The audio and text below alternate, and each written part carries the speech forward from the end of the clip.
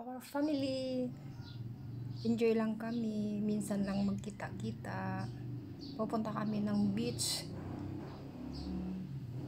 Dito ako kami sa Iloilo.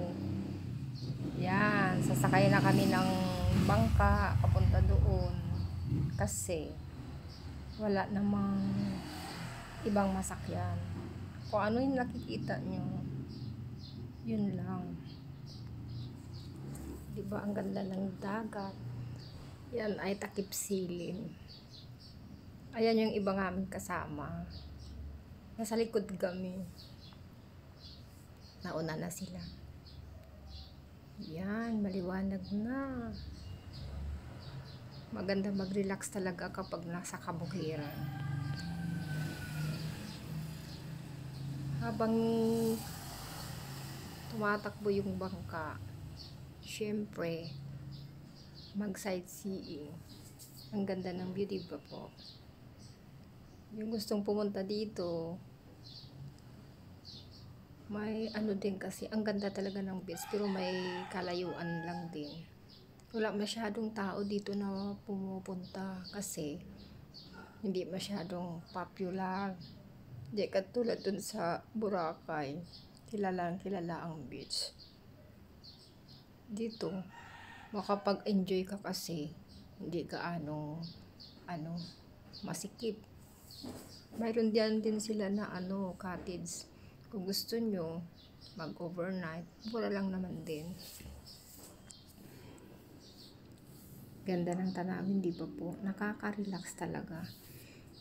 Magandang balik-balikan. Saka mag-ihaw-ihaw. Ihaw-ihaw lang kami dyan. Ayan di ba? Ang saya namin dyan. Tapos doon sa taas may hiking. Yan.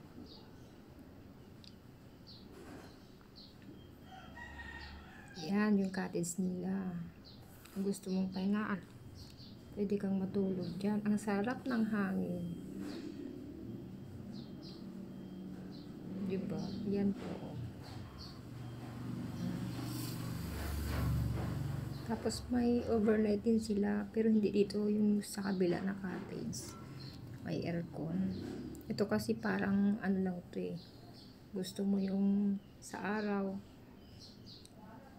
Yan. Prepare na lang sa food. Prepare din ang maligo. Yan yung aming inupahan kasi saglit lang naman kami, maliligo lang kami. Yan. Tapos sa side dyan, dito sa kaliwa, mayroon sila dyan na pang overnight. Hindi ko lang masyado nakunan natin. Pero ang ganda talaga, ang linaw ng tubig.